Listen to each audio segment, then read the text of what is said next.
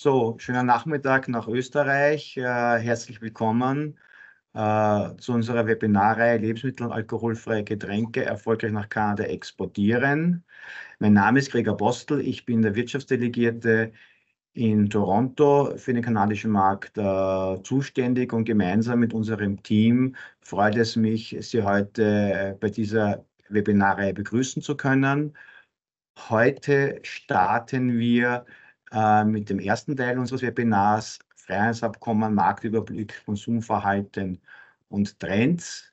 Es gibt insgesamt 4 Teile, und ich hoffe, dass Sie nach dem ersten Webinar nach wie vor und umso mehr Appetit haben, einerseits die Folgewebinare zuzuhören, aber auch auf den kanadischen Markt zu kommen. Zunächst, wie immer, ein paar Housekeeping Rules. Das Webinar wird aufgezeichnet. Ein Link zur Aufzeichnung und die Vortragsunterlagen erhalten Sie demnächst. Daher darf ich Sie bitten, Ihr Mikrofon stumm zu schalten und auch Ihre Kamera auszuschalten. Haben Sie technische Probleme, dann schreiben Sie das bitte in den Chat hinein. Wir werden uns darum kümmern und mit Ihnen vielleicht Kontakt aufnehmen. Vielleicht schreiben Sie auch rein Ihre Telefon- oder Handynummer, damit wir Sie kontaktieren können, falls es da wirklich Probleme geben sollte. Der Chat ist aber auch dazu da, dass Sie bitte Ihre Fragen hineinschreiben, weil wir haben am Ende unseres Webinars eine Question-Answer-Session, und gerne können Sie die Fragen auch schon im Laufe des Webinars natürlich hineinschreiben. Noch ein wichtiger Hinweis: Das Webinar wird finanziert und geht zurück auf die Initiative Co-International, eine gemeinsame Initiative der Wirtschaftskammer Österreich und des Bundesministeriums für Arbeit und Wirtschaft. Und ich darf jetzt gleich zur Agenda kommen. Sie bekommen von mir einen kurzen Überblick über den kanadischen Markt, vor allem die Exportvolumen, wie sich die entwickelt haben von Österreich nach Kanada in den letzten Jahren. Und dann natürlich der Hauptteil, unsere Expertin, unser Experte, die dann sozusagen präsentieren und auch in Form des Dialogs sozusagen hier Sie näher bringen werden zu den ersten Themen dieser Webinarserie. Und zum Schluss haben wir, wie gesagt, eine Question-Answer-Session. Ja, ich darf nun zur Einleitung und Überblick übergehen. Zunächst einmal die Außenhandelsvolumina zwischen Österreich und Kanada, und das ist eigentlich eine Erfolgsgeschichte. Und Sie sehen auch, 2017 ist das CETA in Kraft getreten, das umfassende Wirtschafts- und Handelsabkommen zwischen der Europäischen Union und Kanada. Was bedeutet das? Dass grundsätzlich alle Waren mit EU-Ursprungs, aber auch kanadischen Ursprungs zwischen diesen 2 Wirtschaftsblöcken zollfrei exportiert werden können. CETA ist im September 2017 in Kraft getreten. Da hatte Österreich 1,1 Milliarden nach Kanada exportiert. Es gab dann sozusagen eine gewisse Bremsung aufgrund von Corona, aber bereits 2021 eigentlich, wo noch Corona anwesend war, wurde endlich der Turbo gezündet dank CETA, und wir hatten 2022 1,7 Milliarden an Exportvolumen erreicht. Werden wir wahrscheinlich auch 2023 erreichen. Warum nicht mehr? Wie wir alle wissen, aufgrund der geopolitischen Lage haben sich ein bisschen die Wirtschaftsräume abgekühlt, und auch die hohen Zinsraten dämpfen natürlich auch ein bisschen die Wirtschaft, aber man versucht dementsprechend auch erfolgreich die Inflation in den Griff zu bekommen. Und in Kanada haben wir zum Schluss auch nur eine Inflation von 2,9% gesehen. Aber wie Sie sehen, 2016, 17, also bei 1 Milliarde, ich traue mir zu sagen, dass wir wahrscheinlich nach 10 Jahren CETA eine Verdoppelung von den österreichischen Exporten nach Kanada haben werden. Und wie sieht es eigentlich aus bei den Export von Nahrungsmitteln und lebenden Tieren? So ist sozusagen die Oberkategorie in diesem Bereich. Da sehen wir, dass sogar schon nach 5 Jahren es eine Verdoppelung gegeben hat, nämlich von 8 Milliarden auf 17 Milliarden, 8 Millionen auf 17 Millionen, Milliarden wäre schön. Aber das zeigt einerseits, die Zahlen absolut sind noch nicht sehr groß, aber das Wachstumspotenzial ist riesig. Und darum möchten wir auch mit diesem Webinar und mit den weiteren Webinaren darauf aufmerksam machen, dass hier am kanadischen Markt sozusagen noch sehr viel zu holen ist. Und ich nehme exemplarisch jetzt 2 Beispiele heraus. Also bei Softdrinks hat es jetzt von 2016 bis 2022 eine Verzehnfachung der österreichischen Produkte nach Kanada gegeben. Bei österreichischen Käse wurde sogar das Exportvolumen verzwanzigfacht innerhalb von 6 Jahren von Österreich nach Kanada. Und glauben Sie mir, der Appetit hier in der kanadischen Bevölkerung nach österreichischen Lebensmitteln und Getränken ist noch lange nicht gestillt. Und wir hoffen, dass also, mein Team und ich, wenn wir in die Supermärkte hier gehen, in Zukunft mehr und mehr österreichische Produkte finden werden. Das bringt mich jetzt als nächsten Punkt schon zu unseren Keynote-Speakers. Einerseits Joanne MacArthur und Sylvain Charlebois. Zunächst darf ich Ihnen Joanne vorstellen. Sie hat ihre ersten Berufsschritte bei Procter Gamble Unilever gemacht, war auch ehemalige Bereichspräsidentin beim Bierkonzern Molson Coors, ist Präsidentin und Co-Founder von Nourish Food Marketing, äh, ist also und ist verantwortlich für leistungsstarke Marketingstrategien für Lebensmittel und Getränkeprodukte und, ist auch sozusagen Herausgeberin vom Nourish Trend Report, wo es immer wieder sehr interessante Beiträge gibt. Dann darf ich Ihnen auch Sylvain Charlebois vorstellen. Er ist Professor für Food Distribution and Food Policy an der Dalhousie University in Halifax. Er ist Direktor der Agri-Food Analytics Lab, ebenfalls an der gleichen Universität und ist eigentlich bekannt in Kanada als The Food Professor. Er ist einer der weltweit am meisten zitierten Wissenschaftler im Bereich Lebensmittelversorgung, Wertschöpfungsketten und Rückverfolgbarkeit. And let me also tell you that Sylvain has also an Austrian background. He lived a couple of years in Austria and he loved it. And now let's give the floor to our speakers. Ready to go. Great. So just to put things into perspective, let's start with, Canada is a big country. It's over 119 times larger than Austria. You can see, just to put it in perspective, there's Austria in the middle. It spans 7 time zones and it has diverse geographical features. We have massive lakes. We have mountain ranges. So for instance, to go from BC, which is to go from Vancouver, which is in the province of BC, to the next province, the biggest city there, Calgary, you have to go over mountains. It takes around 11 hours, just to give you a sense of how hard and often expensive it is to go across this country. It makes distribution a challenge because of that. And you also have, because we are provincial, a lot of times we have different food regulations and health standards by province. Even with liquor, up until very recently, it was actually illegal for a consumer to take liquor they purchased in one province and drive into the next.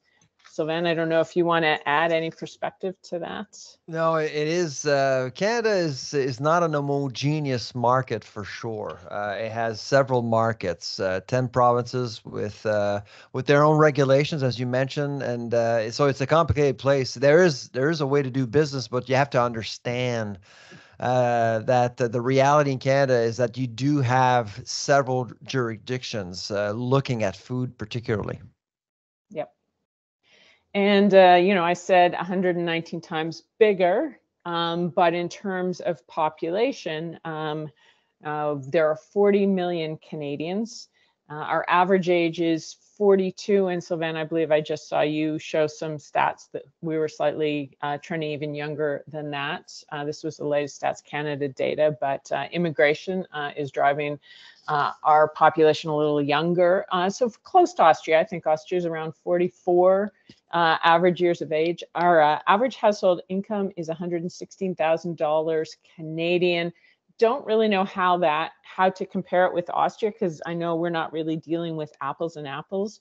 But Sylvain, maybe you can comment on that, since as Gregoire mentioned, you actually lived in Austria for a couple of years. Yeah, no, absolutely. The demographic data in Canada has changed in just 2 years because we did see a lot of immigration, over 500,000 a year in the last couple of years, which had brought the average age down to 40.6 from 42. It's a lot. A lot has happened, and of course, the big news in the last few days is that we learned that millennials outnumber boomers now, and of course, if you're in the food business, that's certainly something you want to pay attention, because millennials will eat more. They're economically active.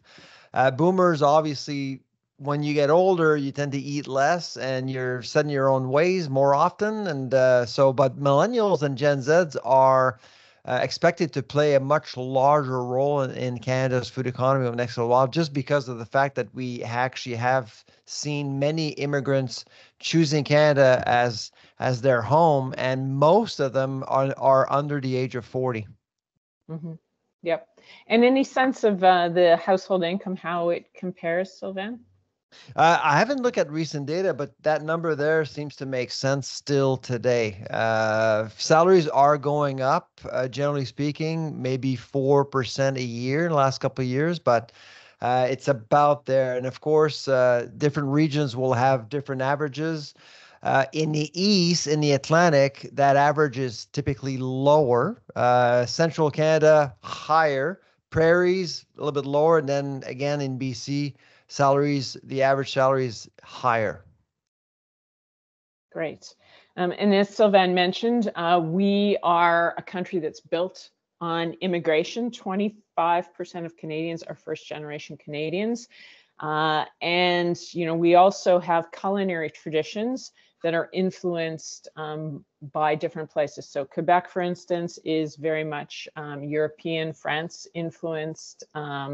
You look at the Atlantic province, have a really strong seafood culture because they're on the East Coast. And in terms of immigration, it has the fastest growing group has been Muslim in the past few years, still continues to be an underserved group. And, we need to make sure that any message that our clients have works across a number of different cultures. I'll get a little more into that in a minute.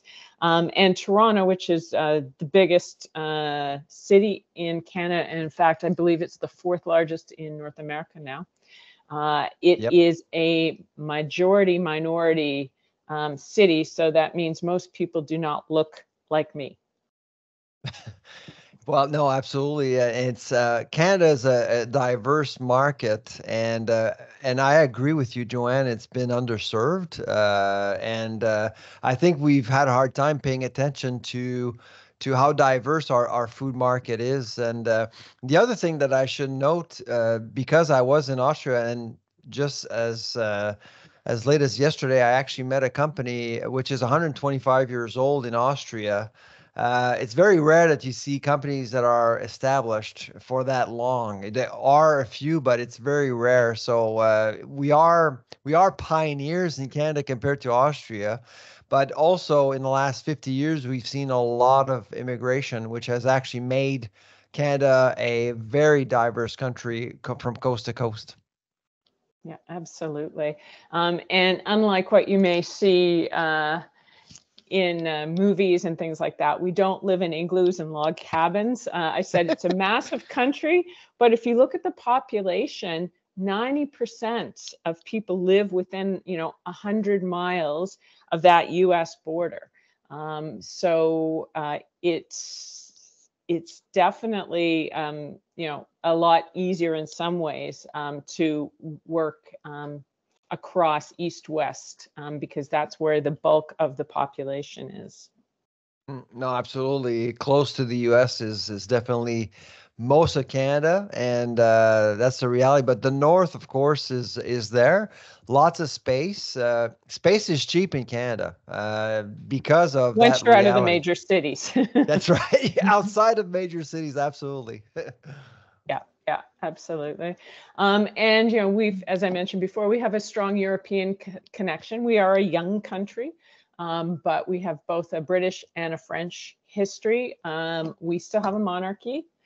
King Charles is still our head of state, and it is a bilingual country. So again, we have very strong connections with Europe. 21% of the population speaks French. And Quebec is culturally very different, and it also has a different legal system as well. But when I say speaks French, I always have to tell some of our clients that come over from France, French here is not exactly the same as French over there. So you do need to make sure we have a Quebec office because we want to make sure we're translating for meaning as well. It's as simple as the word for dinner, dîner versus souper. So very, very different. And I'm sure Sylvain can add some comments to that. Yeah, I can hear your experience, Joanne. Quebec is different for sure, and there's a different dialect, and there are different dialects within Quebec. It's the old French spoken in France, and sometimes people from France are a little bit surprised by the accent, but it is different for sure. One note: there's one province where there are two official languages, and that's the province of New Brunswick in the Atlantic. Everywhere else, there's only one language, but Quebec is primarily French. The other thing that I should mention is that, of course, in recent years, and we were seeing this around the world, is this recognition that we need to reconciliate with Aboriginal communities, and more we're hearing languages in different places. In our regions here, it's the Mi'kmaq and the Algonquin, and in the prairies there's the Métis. More and more there is this recognition that there are other languages being spoken in Canada other than English and French. Yes, and we're also starting to see those heritage meals and crops celebrated a little more as well. Yeah. Mm-hmm. But you can definitely get into some problems in Quebec with signage, with all sorts of things. And, you might think that an Italian restaurant would be able to use the word pasta, but that actually falls on the wrong side with the language police. And there's definitely a language police in Quebec, isn't there, Sylvain? That's right, there is. And there's a new bill in Quebec, and I forgive me for not remembering the number, but there is a new bill coming up that could actually make things even more complicated for non-French brands in particular, and that would target major companies like Walmart, like for example, you would need to translate the company's name or the brand if it's not related to a family name or private name. And so right now it's a debate that it's ongoing in Quebec right now. So, and obviously a lot of people are concerned about that. Mm-hmm. Yes, a number of marketers. Yeah. It's just an added expense. And I will also say on packaging, It's also, and I believe you've got a webinar talking specifically about packaging coming up, but you have to have both official languages as well. And whatever you say in English, it takes more words in French. So from a pack design standpoint, it can be a bit of a challenge as well. Oh, yes. And again, I know you're going to go into the retail landscape in more detail, but I did just want to talk a little bit about how concentrated our retail is in this country. It's they're looking for innovation, so that's good news to differentiate from the other major retailers. But if you look at our top 5, they make up 75% of grocery sales, and if you take the top 2, they make up almost 50%. The good news is, though, that there are a whole bunch, almost 7,000 independent and specialty retailers. And again, they differentiate themselves, focusing more on imported, international specialty food. And Sylvain, I know you've talked a lot about the concentration here. You've actually been in front of the government, the federal government, talking about the need for a grocery code of conduct as well. That's right. And we're still working with the federal government on this issue. It's right now it is a contentious issue, but I think for our Austrian friends, what they need to know is that penetrating the cane market heavily relies on what you're seeing here on this particular slide. Those are the players you want to do business with, and of course, Loblaw with a 20% may seem as a modest player, but it is a very powerful, influential player in Canada because of its what I would call the President's Choice super cluster. It's an amazing success story around a private label. It is the most well-known private label in Canada, but there are hundreds of companies that actually do support this President's Choice network, which of course fosters food innovation, and it's been around for many, many decades now. It's been quite successful, to be honest, but I would say that Loblaw is heavily influential, and also Walmart is heavily influential in different ways through its logistics. But generally speaking, you do have a few players with tremendous influence, and those are the people you need to deal with if you want to penetrate the cane market successfully. Mm-hmm. Absolutely. And that code of conduct hopefully is coming soon. I know it can be a bit of a black box in terms of costs. A lot of clients will ask us, how much is it to get listed in Loblaws? And the answer is, it depends. Yeah, no, exactly. There is no one answer. And to your point, Joanne, I think and we don't want to go into the details of how the code is actually going to work, but what is likely to do is to bring predictability. So to your point, Joanne, instead of answering, well, it depends, at least the code will bring some stability, and suppliers coming from Austria, for example, will actually have a pretty good idea how the contractual framework will look like today, tomorrow, next week, next month, next year. And right now, there's a lot of unilateral decisions, if you will, that are being made without consulting with suppliers. And the goal here is to actually discourage the practice, essentially, and discuss with suppliers a little bit more. Mm-hmm, mm-hmm. And of course, the one thing that always helps when you're negotiating with these suppliers is if you bring something to the table, some innovation or some product that they don't currently have, right? So if you're going to increase their assortment, increase their basket size or ring, that's attractive. Mm-hmm. And the other great thing is Canada, you saw the concentration along the border, and because of NAFTA, what used to be NAFTA, which is now, depends if you're American, you call it the USMCA. If you're from Canada, you call it CUSMA.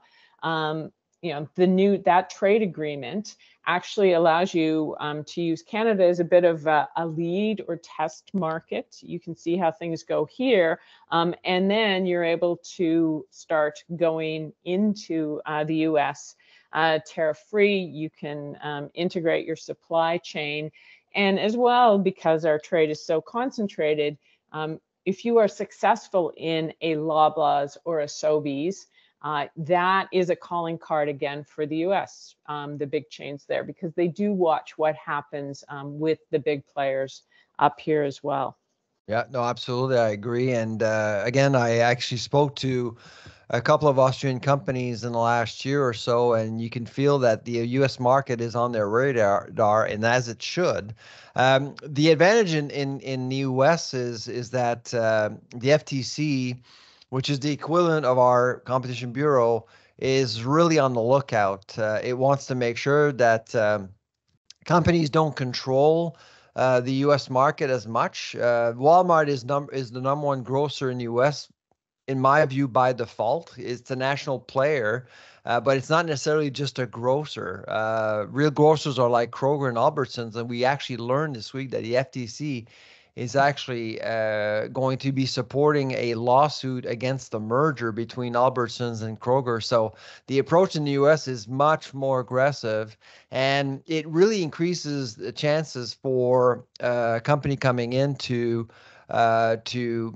do business with different players, because there's not a Loblaw or Sobeys in the U.S. The influence is not there, or it's not as significant. So, but to Joanne's point, you can actually use trade deals and Canada as a platform to develop the North American market overall. Mm-hmm. And a number of retailers, I think of Whole Foods, for instance, they look at the country, they almost look at North America as one, and they divide it up. So their distribution goes north-south. Yep. And just a quick rule of thumb when you're looking at, what your landed costs are here, or your production costs here, the price to the consumer, we usually say,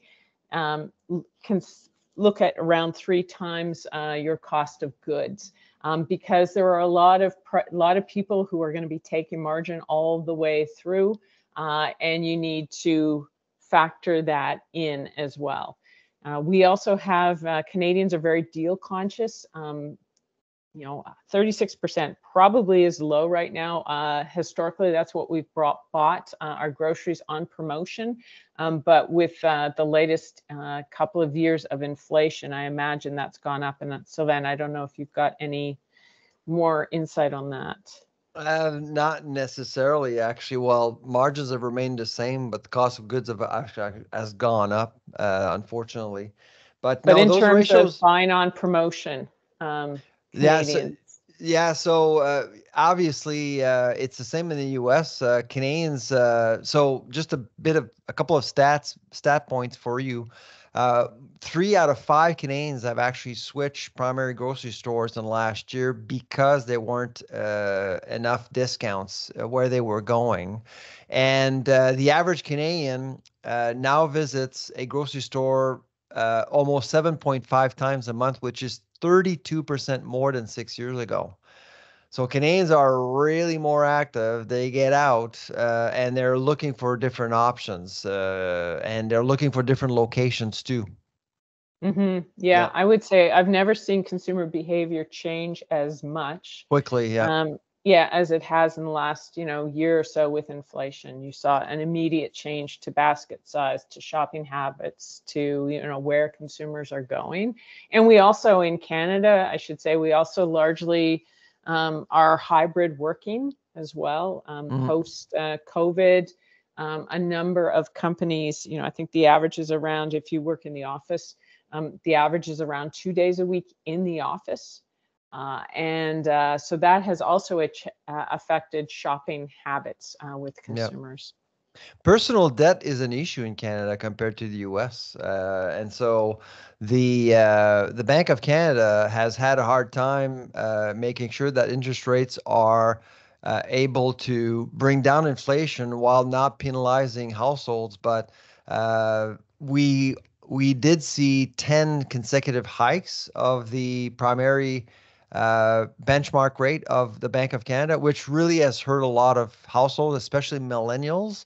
So they had to spend more on shelter and less on food for a while. And so that was 2023 overall. Now we're in a different place, but still a lot of people are still renegotiating mortgages, Mm-hmm. realizing they have to spend more to make sure that they keep a roof over their heads. Mm-hmm. Yep. As Gregor mentioned, we're seeing a whole bunch of new opportunities with CETA. We saw that, I saw a 10x increase on that slide for soda, 20x increase on cheese. So that's allowing even stronger ties to Europe, which has been great here. The cheese, the good news is we're seeing protection in Canada for geographical cheese descriptions. So for instance, feta or things like that. And in Canada, we have a very strong, as you're probably aware, supply managed dairy system. But Canadian producers can no longer call it feta. That's a protected name. They can say things like feta style. Yeah. So more trademark protection Got to for be those. careful. Yeah. Yeah. Country of origin products. But is it fair to say, Joanne, that Canadians love imported cheese? Yes, and can't get enough of it, as well as butter. Yeah, I would say so. Yeah, and we've been deprived of that, right? Yeah. Because the percentage that was allowed to come in, but that's increased. But I still have suppliers who are hitting the ceiling in terms of quota coming in here. So I think there's even further upside if it was a true free market. There's a great opportunity with supply management. We've been able to have access to steady supplies of milk and butter fat, obviously, but closer to the consumer on the innovation side. There's a lot of, I would say there are many opportunities for importers coming from Europe and Austria for sure. Yeah, supply management may be good on some hands, on some sides of things, in terms of predictability of supply and protection. But on the other side, it's really sucked innovation, in my opinion, out of the marketplace. So I would say that our cheese market is far less innovative, frankly. I'm not going to argue with you, Joanne. Yeah. We have to be careful because we both get hate mail from, I know, dairy producers sometimes. But I would say, supply management is not going to go away. It's not going to go away. So we have to live with it. Yeah. Mm-hmm. Yeah.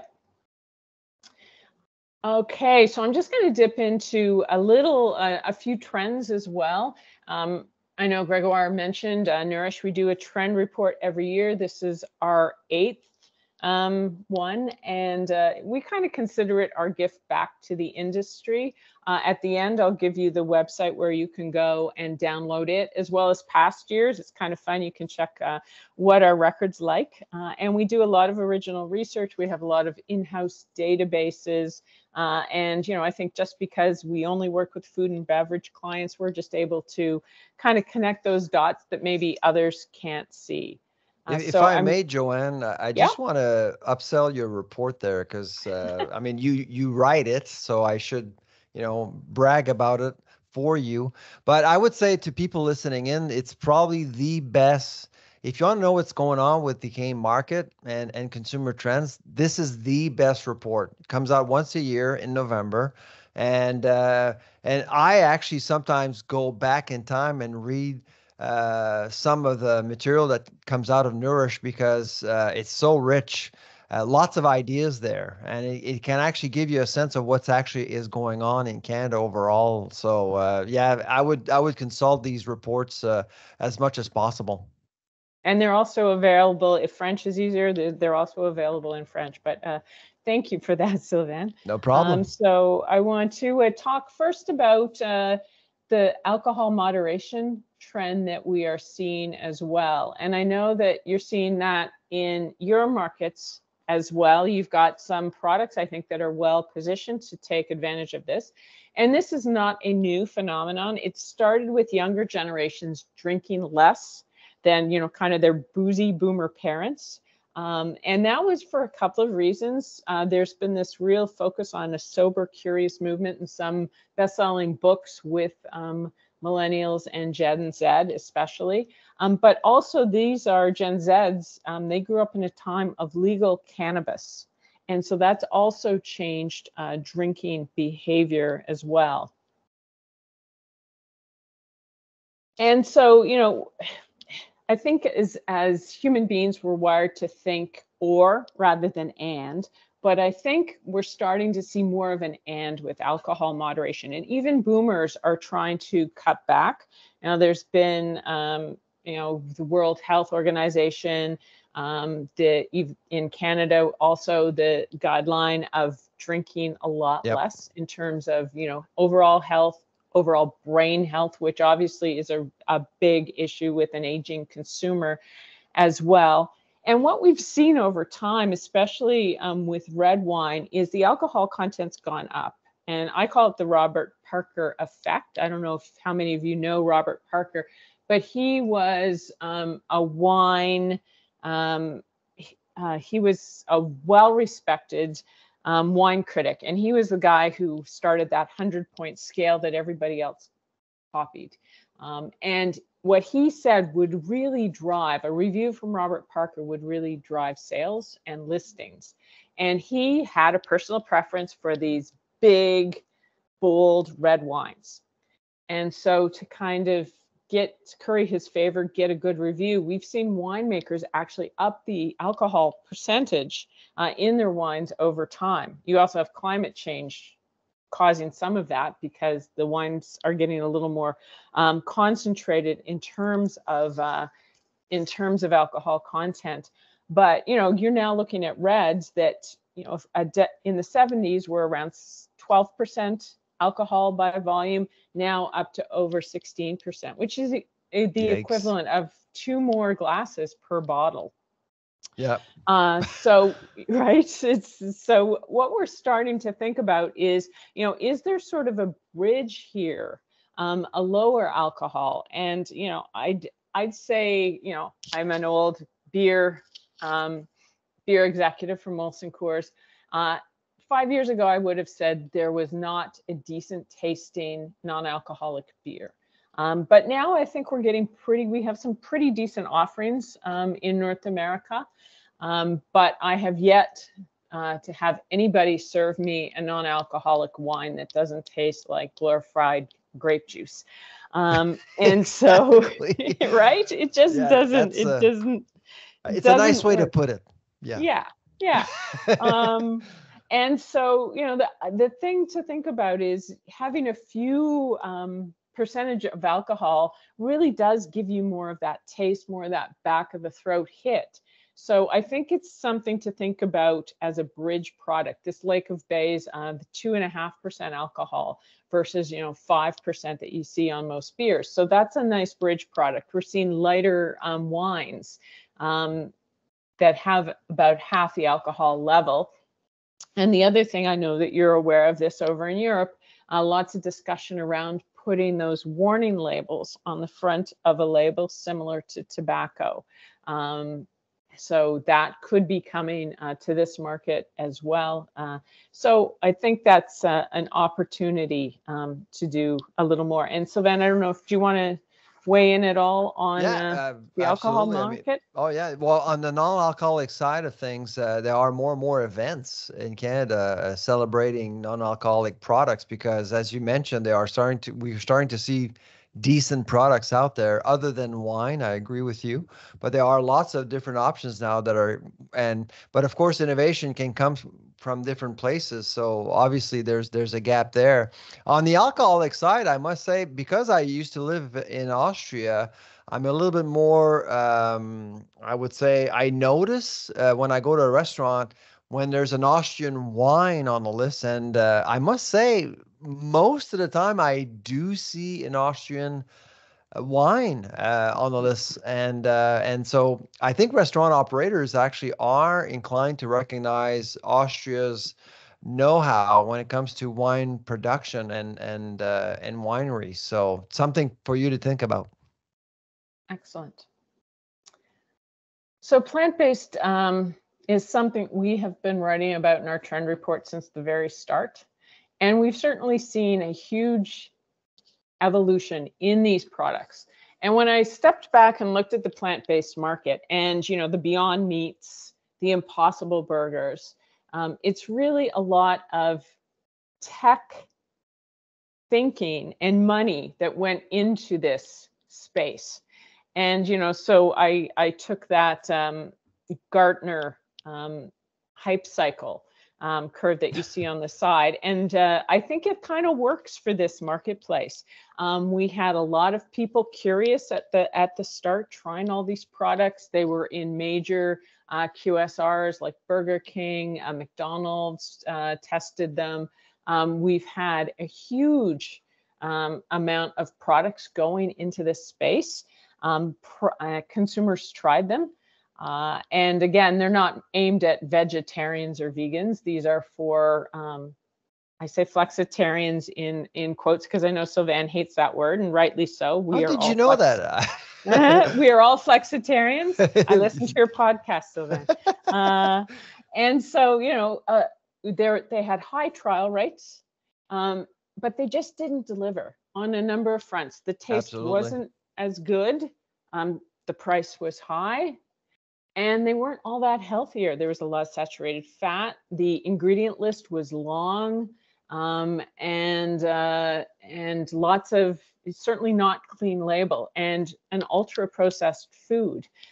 So I think what we're starting to see is a lot of consolidation, and we're starting to see, I believe, a rebirth of the segment that's going to put the plant back into plant-based, and really talk about plant forward and celebrate what's best about the plant protein, rather than trying to talk about what it's replacing, becoming a faux protein as well.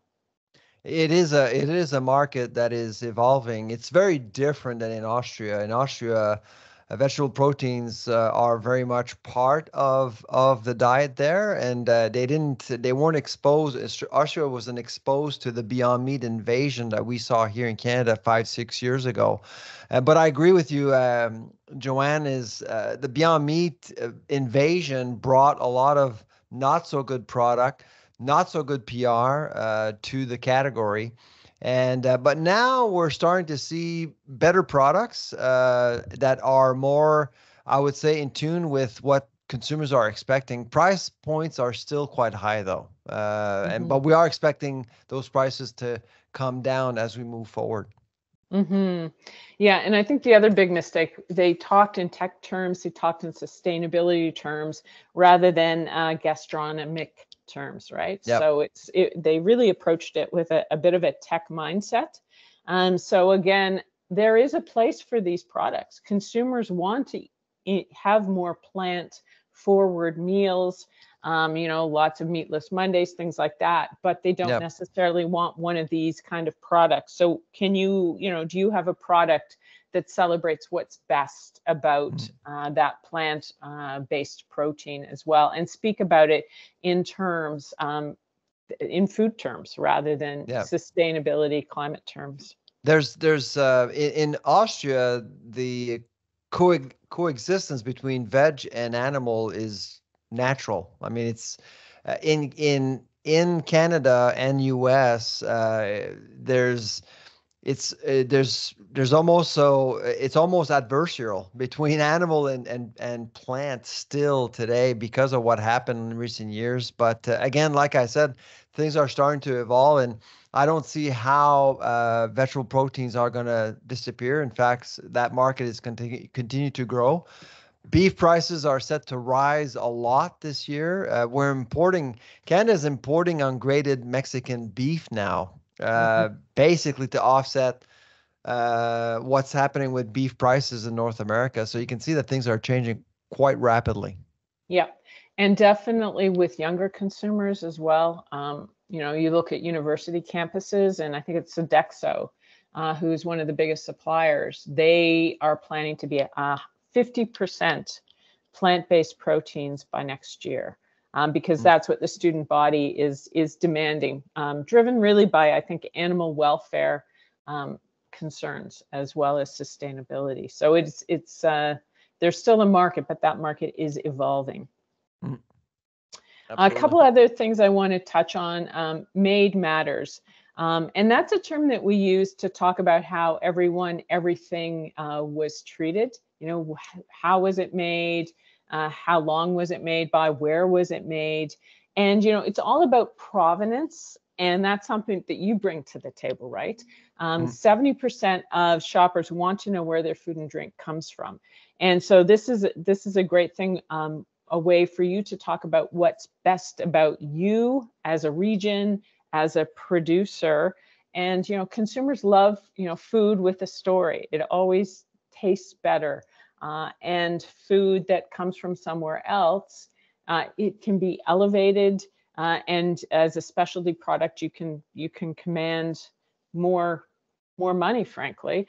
So, you know, what's best about you as a company, as a country, and how can you play that up with your products? No, absolutely. And I mean, Austria is a good brand in Canada. When you think of Austria, people think about skiing, outdoors, mountains. It's all the good stuff you want to associate yourself with food, essentially. It's all pure. The air is pure. And so the brand is very strong. So if you do come from Austria, it is, and you actually talk about it and you showcase the fact that you are from Austria, that's certainly a good thing. Mm-hmm. Yes, and I've enjoyed all three of these fine products myself. And those Mozart chocolate, you've tried some of those, right? Oh, yeah. Oh, yeah, they're lovely. Oh my God. Absolutely. So again, as part of the product provenance, you want to tell the story, right? Your origin story is very powerful. As human beings, we connect with stories. And, you know, there's a saying, nothing tastes as good as food served with a good story. So, you know, you want to make sure that you play that up as well. Absolutely. And many companies have rich, do underscore the fact that you have a rich history in Austria, and many companies they've been around for a long time. And this is something that we don't see a whole lot in Canada because we're a fairly new country. Yeah, absolutely. So romancing the product, you guys have the romance there, so use it. The last thing I want to touch on, and then we'll open it up to questions. This is a trend we was in our trend report, I think 3 years ago, but I'm seeing it grow. And that's the whole thing with trends, right? We don't talk about fads, we talk about trends, and they continue to grow year over year. And so it's this save and splurge idea, and you know, it's bringing that high-low approach to fashion to food. So when I talk about that, we would see somebody, for instance, buy a Gap t-shirt and put a designer blazer with it. And we've been seeing the same approach to food. You know, that whole splurge experience coupled with rising food inflation. So it's all about redefining value. And it was interesting, Sylvain talked about President's Choice, which is the Loblaws brand. And I call it a brand. It may be private label, but when you look at surveys of brands, President's Choice is there, right? Oh, yeah. Absolutely. And this is one of their luxury lines. So what we're seeing... sorry, Joanne, but I mean, President's Choice is a powerful concept because not only it is a very strong brand for Loblaws, but it's a very strong brand for companies which supports the brand that it's not even theirs. Yes. It's incredible. Absolutely. Yeah. And so what we're seeing, you know, President's Choice has private labels on both ends. You know, they've got the yellow label, which is the really cheap, the high label, you know, the black label for the really high. The no name. But we're seeing consumers mix and match. So, you know, you may buy a high-end cut of beef and pair it with, you know, potatoes and add some truffle salts on those potatoes. So we've seen an increase in high-end condiments, while consumers are shopping discount banners as well. And it's, you know, having that small luxury touch on something that's affordable just elevates the whole meal. So those sort of high-end condiments, high-end things that you can add to a meal, I think that, you know, obviously elevates things. And we're also seeing consumers, because of the price, eating in more than eating out at restaurants, because the cost of eating out at restaurants, frankly, has gotten so high. And so they're also looking at ways of making their meals a little more special at home. And different as well. Yeah. Yeah. Some Yeah. varieties is always a good thing when you're dining in. Mm-hmm. Yeah. Yeah, absolutely. So again, you know, the middle of the market getting squeezed a little bit because of inflation. So it's really those two ends of the marketplace that are doing really well right now. Mm-hmm. So just a little bit about Nourish. We are a full service advertising agency just with food and beverage clients. We also have a test kitchen and chefs on site. So always smells great here, and we're always creating content with food. I promised you a chance to download, so you can go to nourish.marketing and download this year and past trend reports in either English or French. And with that, I'm going to stop sharing my screen so we can go to questions. So thank you both for this very interesting presentation. I think you covered in the short time, and thank you for your time discipline, the most interesting things about the Canadian food market. I will now come to the questions. We have already some questions which were sent to us before. You were talking about the consumer behavior, and there was and you also tackled it a little bit, but there was a question regarding Canada. Is the consumer behavior closer to the US or to Europe, and are they following more the trends in US or in Europe, or would you say Canada itself is a trendsetter and they don't follow any trends, and there is no influence regarding trends? What is your opinion? You know, it Well, it really depends on the provinces. I don't know, because you said Quebec or British Columbia probably is different, but what is your... Absolutely. So we see, you know, certainly on the West Coast, we see trends coming from California up to Vancouver and BC that way. I would say Quebec gets a lot more of its influence from France. Then we've got all those multicultural consumers, those immigration. So very multicultural, global influences. We have a very global cuisine, and especially younger generations here as well. And then the rest of Canada probably gets it more from the US. We've got a lot of media. Most of our media comes from the US. So we are definitely have become, you know, if you're an English speaking consumer, you would get most of your media culture from the US. So we definitely are influenced there. Sylvain, what would you say?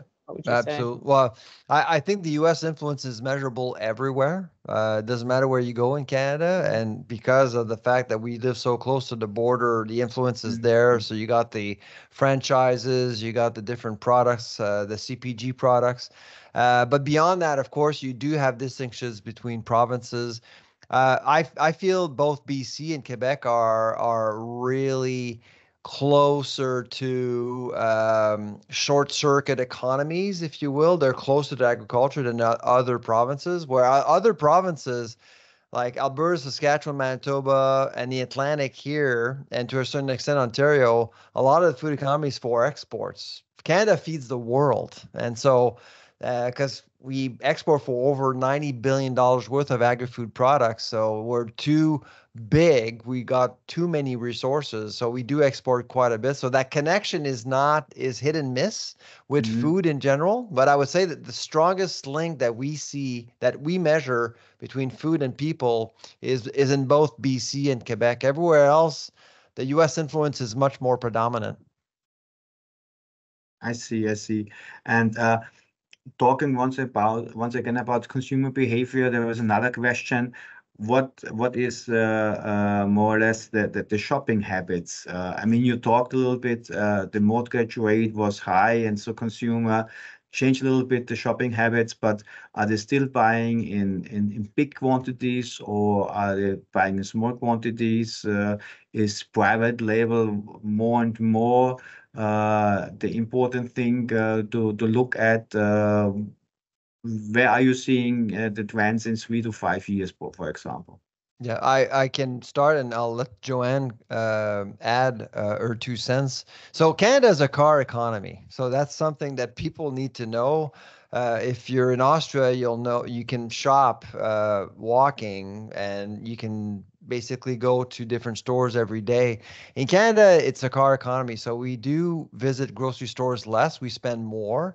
Depending of the type of store, of course, if you go to Costco, you're likely going to spend way over $250 Canadian. In other supermarkets, you may spend less, but overall, I would say that that Canadians do go to the grocery store. I would say 1.2, 3 times a week. Which is likely less frequent than in Austria. The other thing that I should mention about private labels is that we're catching up to Americans, and we're catching up to Europe. Private labels aren't as influential, aren't as big here, but it's changing. Before, most Canadians thought of private labels as being cheap. President's Choice changed all that, and you can see that really there is some momentum towards seeing more privately labeled products here in Canada.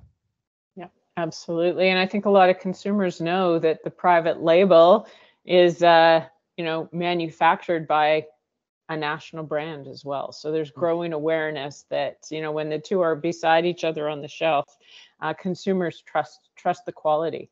I will say with retailers, when they look at their trading area, they look at a 3-kilometer radius. So to Sylvain's point about it being a car economy, like that's, if you're a European, 3 kilometers is a long way for you to go to grab your groceries, but that is the norm in Canada. Thank you. I have another question. Somebody was asking about, do you have some knowledge or insights about the probiotics market? Probiotics, yes, Yeah. absolutely.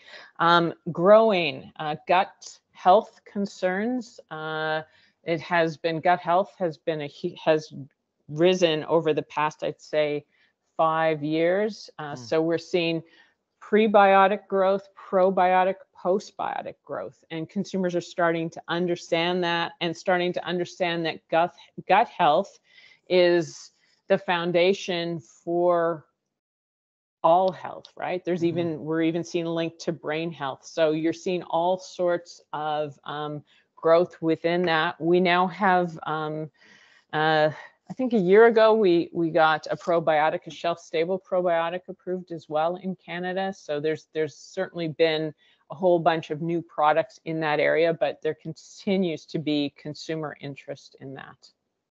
Absolutely. Agreed.